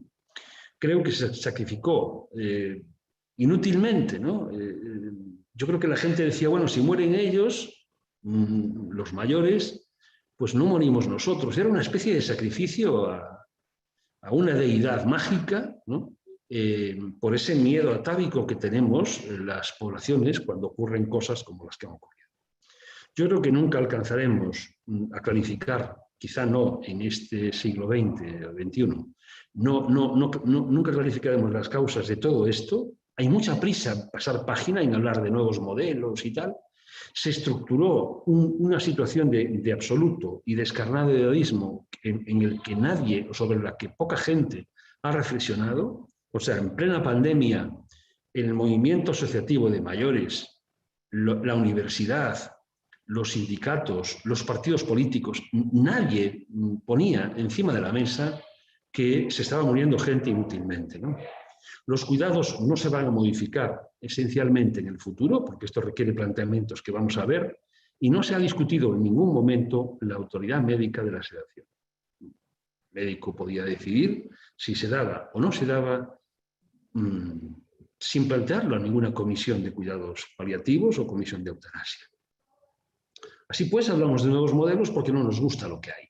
Y hablando de nuevos modelos, es muy difícil plantearnos el futuro. O sea, ¿qué va a pasar en lo sucesivo, en lo que tiene que ver con los cuidados de larga duración, ¿no? Es mejor convertir las residencias los domicilios en residencias o las residencias en domicilios. O sea, todo el mundo dice, a mí me gustaría morir en mi casa, por supuesto. A todos nos gustaría morirnos en casa. Pero, a ver, nadie quiere ser mayor, todos si vivimos lo suficiente, y esto lo tenemos claro, por eso estamos escuchando esta charla, y somos gerontólogos o al menos preocupados por el ámbito sociosanitario. Ustedes, vosotros, tú sabes que probablemente si tú vives unos cuantos años, vas a terminar siendo mayor. Y siendo mayor muchas veces en una condición de dependencia, una condición que requiera cuidados de una tercera persona. Por lo tanto, hay muchos casos en los que no pueden permanecer en su domicilio. Una persona con demencia, con trastornos de conducta, con una sola pareja y mayor también, no puede ser cuidada en un domicilio. O sea, las residencias o los centros de cuidados de larga duración son absolutamente necesarios. A día de hoy, y lo van a seguir siendo durante los próximos años. Yo creo que los próximos 30 o 40 años. ¿Hay que cambiar el modelo? Pues probablemente. Yo creo que aún no se inició la planificación de los cuidados de larga duración. Porque lo que ha hecho el sistema de salud ha sido trasladar los cuidados de las enfermedades crónicas, ¿no?, al modelo social, porque es mucho más barato. Entonces han inventado una palabra que se llama sociosanitaria, que es una entelequia pura en España y en muchos países del ámbito europeo y de Latinoamérica. O sea, no hay tal coordinación sociosanitaria y no hay tal espacio sociosanitario. Sigue habiendo un espacio sanitario y un espacio social más o menos grande y un espacio sanitario más o menos sólido, pero no hay todavía un espacio sociosanitario de cuidados de larga duración. Esto es una construcción y una construcción a largo plazo, ni siquiera a medio plazo. Yo no confío, porque yo vengo escuchando hablar de lo sociosanitario hace 30 o 40 años, que son los que yo llevo trabajando en este sector. Entonces, ¿qué es un centro de cuidados residenciales? Hay una definición muy vieja del año 86, hay que cambiarlo, ¿no? Pero yo también tengo claro que, y esto es una frase que es de perogrullo, ¿no? Nadie hace lo que no sabe hacer. O sea, tendemos a hacer lo que sabemos hacer, nos cuesta mucho arriesgarnos, como dicen por ahí, salir de nuestra zona de confort profesional para hacer algo que no estamos acostumbrados a hacer. Nos cuesta aprender porque siempre nos genera miedo no saber hacer lo que nos piden que tengamos que hacer, ¿no? Entonces, cambiar el modelo de cuidados de larga duración requiere, evidentemente, plantearse que hay cosas que probablemente uno no sabe hacer y que tiene que aprender.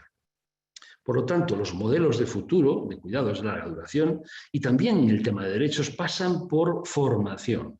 No basta con querer, hay que saber. Y hay que saber hacer y hay que saber estar, efectivamente. O sea, pero fundamentalmente hay que saber y hay que saber hacer.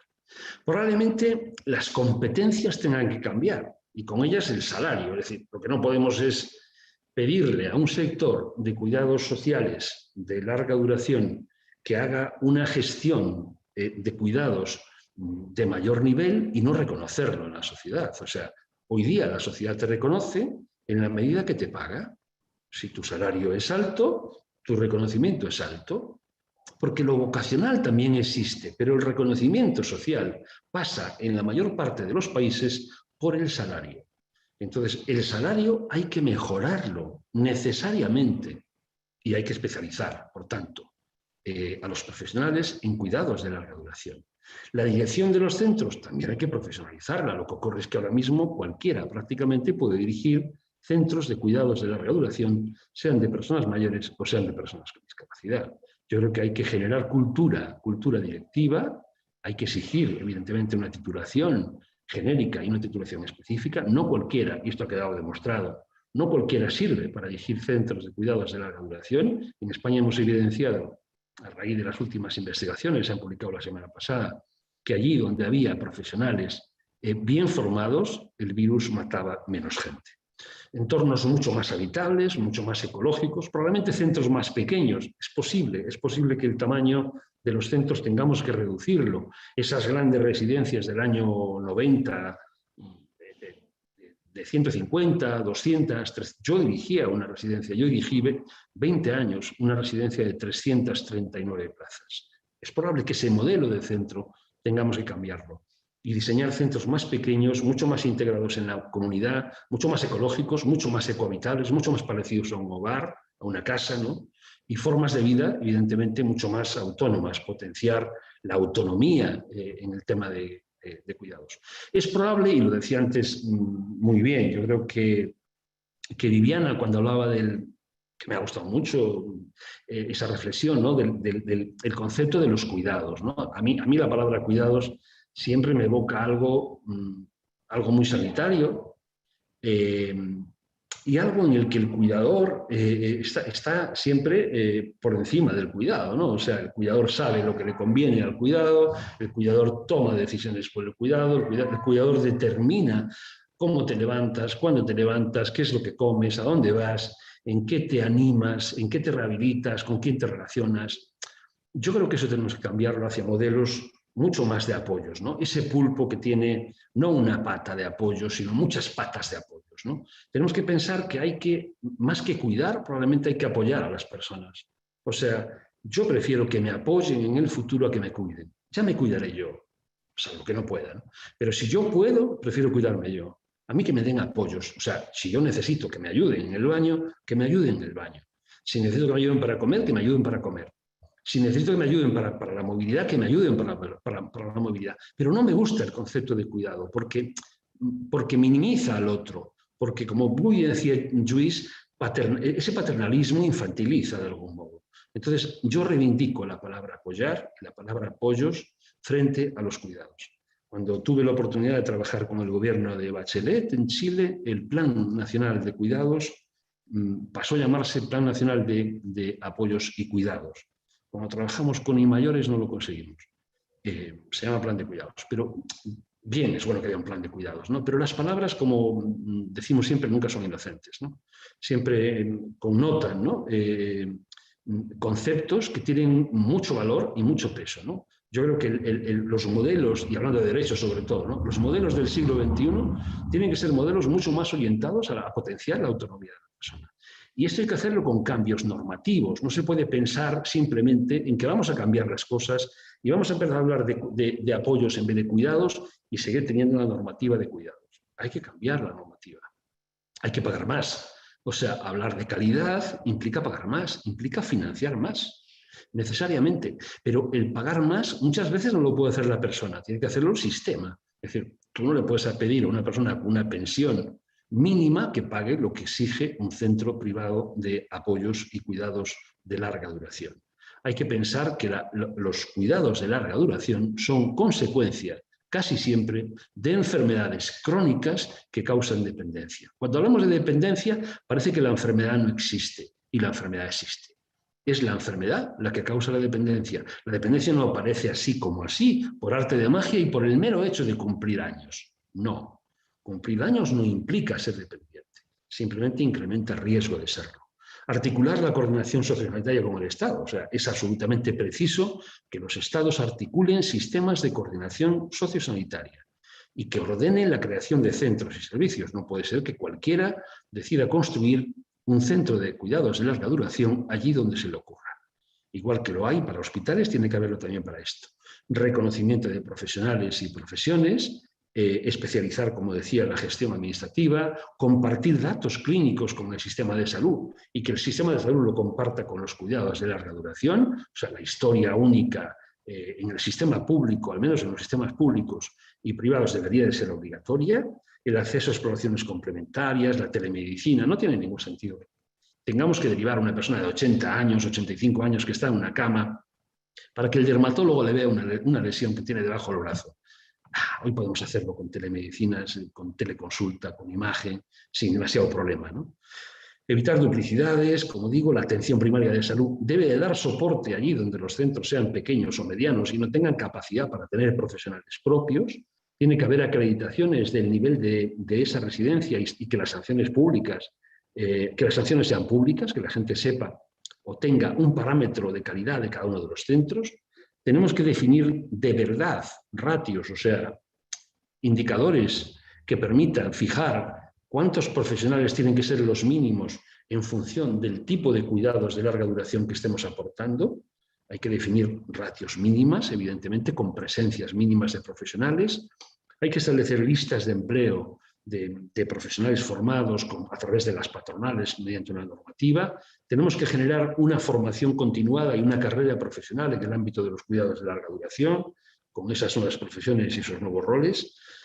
Yo creo que el tema de manuales de protocolos y de gestión de calidad entra dentro de lo que podríamos llamar, y lo decía muy bien Luis también, el tema de buenas prácticas o de benchmarking. El benchmarking no deja de ser una forma de copiar del otro, o sea, Aprendemos más cuando salimos de nuestro centro de cuidados de larga duración y vemos otro que aprendemos en el día a día durante semanas. Copiar bien es parte de la buena práctica, ¿no? Compartir las buenas prácticas, conectar los centros, ¿no?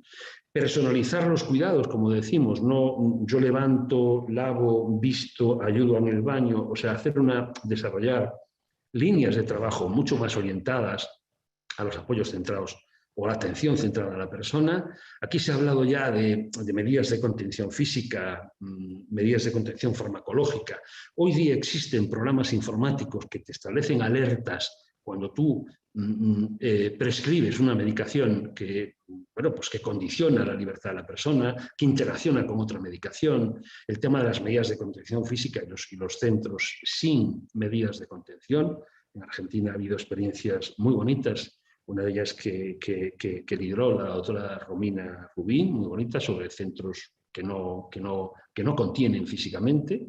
Hay criterios como los Start-Stop o los criterios Chrome de prescripción farmacológica que tienen que ver con este tipo de cosas. O sea, hay cosas posibles, ¿no? Como generar la libertad en lo cotidiano. Yo cuando oigo decir, nosotros les permitimos salir a tal hora, el lenguaje, ¿no? O sea, yo creo que tiene que haber una libertad en lo cotidiano para que tú te levantes cuando quieras, tomas tu café cuando te dé la gana, comas la fruta como en tu casa, o sea, cuando abres la nevera, el refrigerador, y coges un helado, coges un yogur o coges una fruta. Yo creo que el modelo del que partimos es un modelo fundamentalmente hotelero hospitalario y hay que ir a un modelo doméstico, del hotelero hospitalario, por tanto macro, despersonalizador, a un modelo mucho más doméstico, donde yo te determino a qué hora me levanto, a qué hora me visto, qué es lo que como, y tú apoyas lo que yo quiero. Este es el planteamiento de futuro, que a mí me gustaría, al menos para mí, ¿no? Con arquitectura inteligente, en lo que tiene que ver con habitaciones, comunicación con familias. O sea, yo creo que uno de los grandes errores que padecemos en cuidados de larga duración es establecer una barrera entre lo que hay fuera del centro y lo que hay en el centro, ¿no? Tenemos que permeabilizar los centros con la comunidad, pero sobre todo con las familias. O sea, uno entra en un centro de cuidados de larga duración y hay un mostrador que separa lo que hay dentro y lo que hay fuera. Tenemos que quitar esos mostradores. Uno no puede pensar que va a entrar en el espacio del otro cuando va a ver a su padre. No, el espacio es un espacio de compartido. O sea, rompamos también ese tipo de barreras físicas, ¿no? Arquitectura, por tanto, mucho más inteligente. Y termino ya. Sí, no, sobre todo para ya poder abrir el tema de las preguntas. Hay muchas inquietudes, algunas ya has respondido, Miguel Ángel, vinculadas a cuidados y apoyos, y a estas cuestiones de lo que ocurren en estas instituciones. Así que bueno, en tu caso, algunas preguntas que te han hecho han sido respondidas, no todas, así que no te vayas, te dejo cerrar. Tranquilo, y después sí vamos con todos los oradores a tratar de responder las preguntas. Bien, ¿termino entonces? ¿Sí? ¿Termino? Sí. Bien.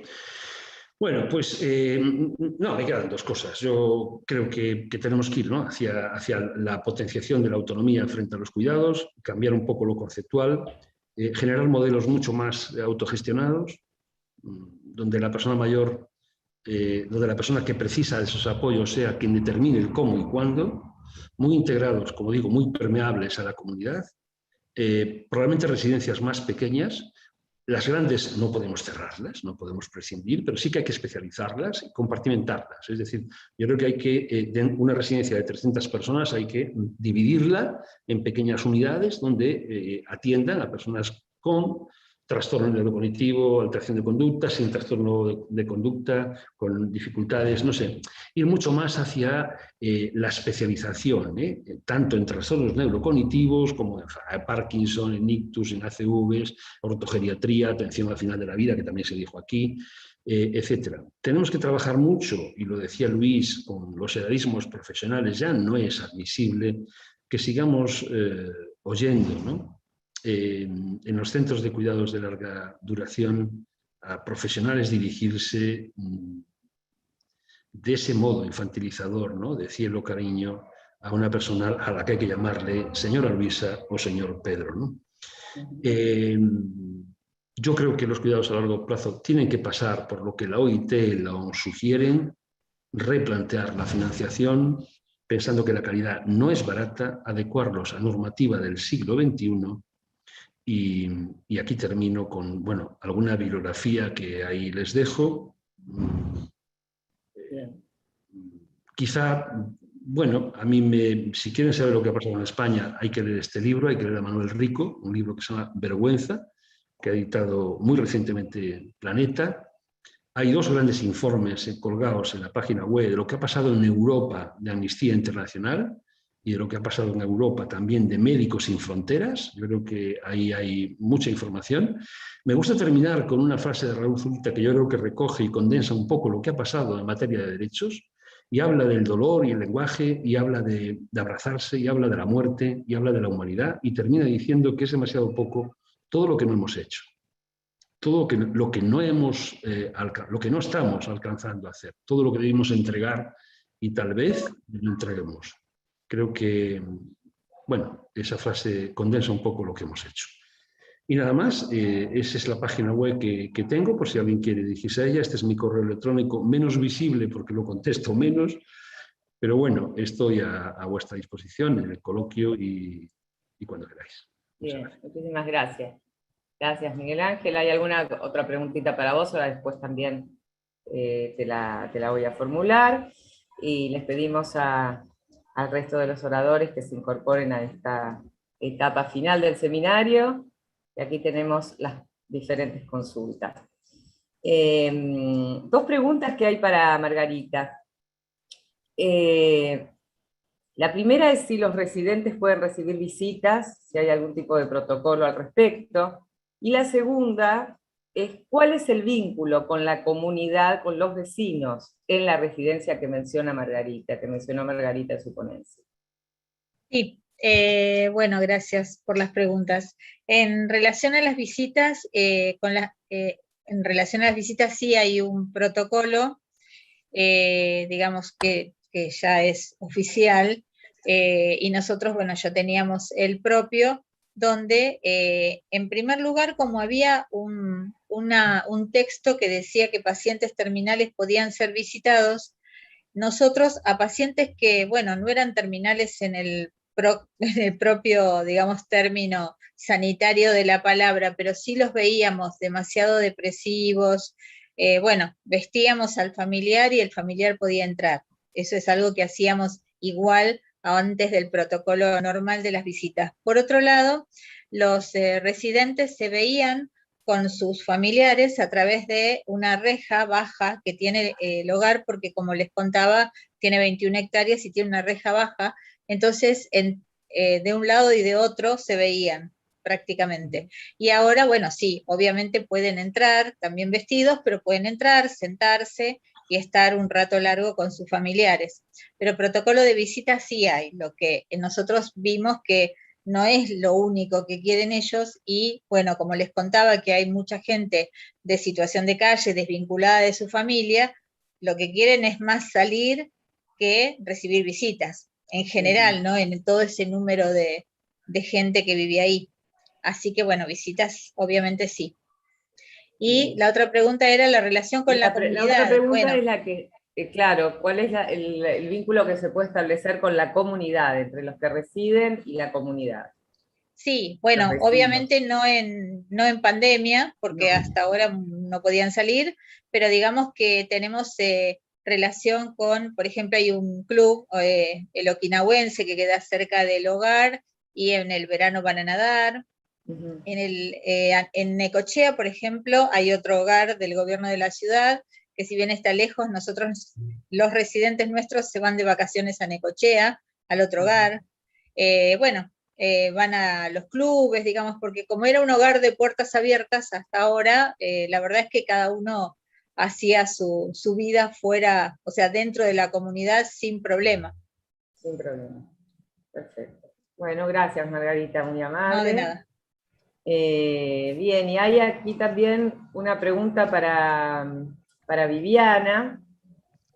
Dice alguien, me encantaría tener referencia bibliográfica de la definición de cuidado que dio la conferencista. Un poco esto se vincula con toda la definición, calculo yo, de Miguel Ángel, ¿no?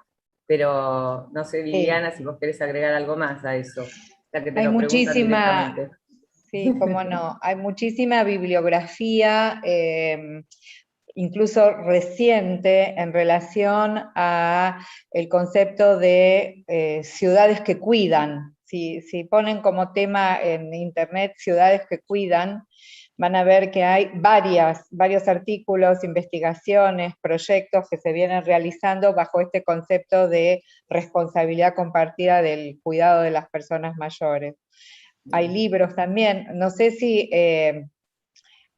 lo digo directamente o cada uno puede buscarlo, porque no tengo a mano como para compartirlo todo, pero No, solo bueno, decir pero estos son que los indicadores para buscar, ¿no? Las es un palabras clave. concepto que lo van a encontrar en los buscadores. Recomiendo mucho el concepto de ciudades que cuidan, o ciudades sensibles a las necesidades de las personas mayores. Sí. Perfecto. Y te hacen otra pregunta, Viviana, también. Preguntan si el Faro asiste a personas con dificultades o discapacidad para desplazarse. Por supuesto, por supuesto. En la medida de lo posible y atentos a las condiciones actuales, estamos retomando el servicio domiciliario. Casi todos nuestros voluntarios están ya con 2 vacunas, a medida que avanzamos cada vez más, y con todos los cuidados sanitarios, estamos de a poquito retomando la asistencia domiciliaria o residencial, si están en alguna residencia de larga estadía. Sí, desde ya. Bien. Gracias, Viviana. Gracias. Y hay aquí una pregunta que entiendo tiene que ver con Luis y también con Miguel Ángel. Preguntan si allí hay también maltrato a las personas mayores por parte de las familias. Esta es una inquietud. Y también, ¿qué opinan de la clasificación de la vejez según la Organización Mundial de la Salud? ¿Quieres responder tú, Miguel Ángel? Primero respondo yo. Como quieras. Bueno, sí, tira. Tú, venga. Bueno, mira, yo simplemente, es decir, bueno, otra de las líneas de actividad que llevamos a cabo en la Fundación es la de la lucha contra el maltrato, y organizamos una jornada anual contra el maltrato, ¿no?, a personas mayores. Entonces, bueno, a partir de ahí, de los grupos de trabajo que se crean, esto es a nivel local, a nivel catalán o de Girona, también provincia de Barcelona, pero a partir de estos grupos de trabajo que se van creando, se crean protocolos de detección y prevención, detección y abordaje y trabajo en red, el necesario trabajo en red contra el maltrato. Los datos estadísticos de las denuncias de maltrato a personas mayores dicen que el 80% del maltrato ocurre en el seno familiar. Eso respondiendo a la primera pregunta. Entonces, ahí hay los casos de abuso, expolio y maltrato físico también. Las denuncias que llegan, yo hablo de denuncias que llegan, luego están las que no llegan, pero de denuncias que llegan, el 80% son en el núcleo, en el seno familiar, muy directo, por desgracia. Y la siguiente pregunta, bueno, la siguiente cuestión es, yo totalmente en desacuerdo con esta clasificación, ¿no?, que nos hacen desde la OMS, totalmente en desacuerdo, y también estamos pues en algunos foros reivindicando pues que no clasifiquemos como una enfermedad, ¿no?, una condición de la persona, ¿no? También podemos clasificar la niñez, si me apuras, ¿no?, como como una enfermedad, porque también tiene sus especificidades a tratar, ¿no? Por pediatría. No, sí. Creo que no es lo más adecuado. Creo que tampoco está hecho con mala intención, pero creo que no es lo más adecuado y tampoco desde el punto de vista ético no creo que sea lo más correcto, ¿no? Tampoco, como han dicho muy bien Miguel Ángel, creo que tenemos que ir hacia el apoyo. Y la palabra apoyo creo que es la que nos salvará, creo que es la que nos dará calidad en los servicios. Y huyamos de todo ese tipo de clasificaciones. Bueno, solo quiero decir esto. Miguel Ángel, es tu turno. No, bien, yo creo que ya lo dijiste todo, ¿no? A mí me parece que esa teoría del apoyo que yo vengo contando y tal, y predicando desde hace muchos años, cuaja, ¿no? Porque los profesionales sí que sabemos que algunas cosas no las hacemos bien, ¿no? Y bueno, después de muchos años reflexionas, piensas y crees que efectivamente hay cosas que no hacemos bien. Yo el tema del maltrato, fíjate, hace ya muchos años organizó Pilar Rodríguez un encuentro sobre maltrato en personas mayores. Estamos hablando del año 96 probablemente, y yo después de estudiar, bueno, en aquella ocasión tenía más tiempo, me metí en el tema. Yo no creo que haya más maltrato en España en personas mayores que en otros grupos poblacionales, bien al contrario, creo que hay muchos menos, ¿no? Yo leía hace 2 días, porque me llamaron de los medios de comunicación, el informe de la Fiscalía General del Estado en relación con las denuncias sobre violencia de género en personas mayores, y era testimonial, o sea, 12 casos en 3.800 casos de violencia de género aquí, ¿no? En la comunidad. Yo creo que hablar de malos tratos en personas mayores estigmatiza más todavía la vejez, creo que genera una posición más pobrecitos, ¿no? O sea, son mayores, están enfermos, viven solos y además los maltratan. No es verdad. O sea, los mayores son menos maltratados probablemente que otros grupos poblacionales en mi país. Creo que en general en Europa. Y habría que ver con cautela lo que ocurre en Latinoamérica, que creo que también pasa lo mismo. Es decir, no son tan maltratados como son los niños a veces, o como son los adultos, o como son las mujeres, ¿no? Y si lo son, curiosamente, lo que sabemos es que las intervenciones de maltrato generalmente no reducen la incidencia de maltrato. Es decir, a mí me gusta mucho más hablar de lo que decía Luis, hablar de buenas prácticas y hablar de buen trato. Entonces yo le decía a Pilar Rodríguez en aquel evento, digo, yo nunca más voy a hablar de malos tratos en personas mayores. Voy a hablar siempre de buen trato y queda claro lo que es buen trato, por tanto, por exclusión, queda al margen lo que es maltrato. Pero yo como concepto, yo no participo en ningún evento en el que me inviten a hablar de malos tratos, por principio, ¿eh? O sea, sí que me gusta hablar de buen trato, sí que me gusta hablar de cómo mejorarlo. En relación con la clasificación internacional de enfermedades y problemas de salud, bueno, hay mucho debate, ha habido muchísimo debate. Está bien que lo haya, ¿eh? Yo creo que lo más bonito de esta CIE 11 ha sido que ha sido capaz, ¿no?, de poner encima de la mesa el debate sobre si la vejez es o no es una enfermedad. Bueno, y sobre eso creo que conviene leerlo atentamente. Hay por ahí, por las redes sociales, algunas ponencias muy interesantes. Hubo una hace 15 días con gente de la OMS, que hablaban un poco de todo esto, ¿no? Yo creo que en el futuro, probablemente dentro de 100 años, la vejez no será una enfermedad. O sea, la vejez será una enfermedad. En el futuro será una enfermedad.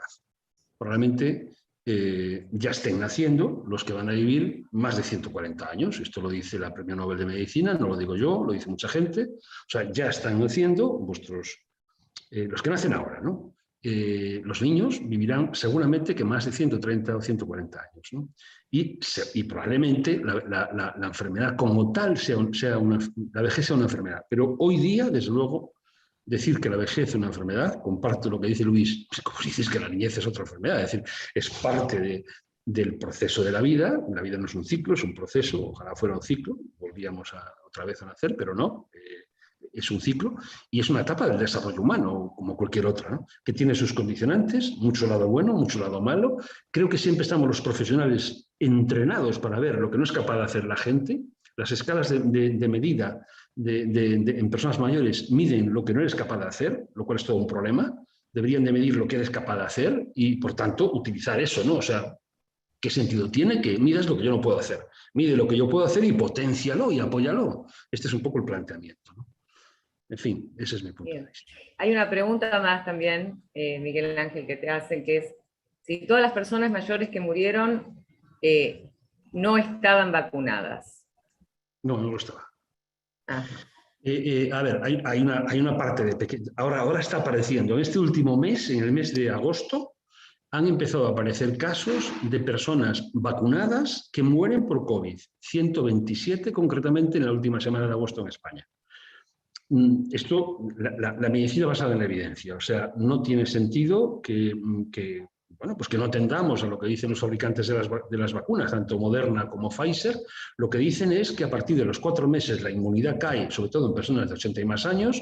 Por lo tanto, después de los 85 años, que son el promedio de las personas que, o sea, en España, la edad promedio de los usuarios de residencias es de 85,5 años, es decir, son personas muy mayores. Por lo tanto, personas que por ese proceso que llaman inmunosenescencia van perdiendo la capacidad de respuesta, y sabemos que después de los 4 meses la respuesta inmunitaria es menor. Por tanto, hace que algunos de ellos puedan morir por COVID, ¿no? Así que lo que estamos pidiendo nosotros, como lo piden pues ya prácticamente, la EMA lo ha pedido el otro día, o sea, la Agencia Europea del Medicamento lo ha pedido la semana pasada, que empiecen ya a vacunar a las personas mayores y a las personas inmunodeprimidas. Esto ya lo está haciendo Francia, lo está haciendo Inglaterra, lo está haciendo ya una buena parte de los países en la Unión Europea. Es verdad que puede ser leído como injusto, porque hay otros países que todavía no han tenido acceso a la vacuna, y en ese sentido también puede ser compartido, también lo comparto, pero bueno, yo creo que las personas mayores que han transcurrido 6 meses después de la segunda dosis de vacuna de Pfizer o Moderna tienen que ser revacunados. Hay muchísimas inquietudes, muchísimas preguntas. Lamentamos siempre que no nos alcanza todo el tiempo para lo que preguntan, pero también es interesante poder que les puedan seguir a ustedes por fuera de este seminario, que este seminario también sea un punto de partida para hacer un seguimiento de los trabajos, ¿no? Porque seguramente muchas cosas pueden responderse ahí. Así que bueno, en principio cerramos, ¿sí? Y queremos agradecerle muchísimo que hayan participado, a las personas que participaron y a los oradores, la calidad de sus exposiciones. Cada tema da para un seminario en sí mismo, y así que les agradecemos muchísimo la presencia y bueno, queremos, esto va a quedar grabado, ¿sí? Así que aquellos que no hayan podido estar, no han podido asistir, tienen la posibilidad de verlo grabado o de volver a verlo y de replicarlo también. Y bueno, les recordamos que nuestro próximo encuentro es el 1 de octubre a las 14 horas, y ahí se estará hablando de participación social y ciudadana, y que los oradores en esa oportunidad serán Rosana Di Tulio Udasi, Silvia Gascón, Silvia Perel Levín y Marión Acuña. Les agradecemos muchísimo su presencia y bueno, y tanto a oradores como a participantes del seminario. Muchas gracias y nos encontramos la próxima.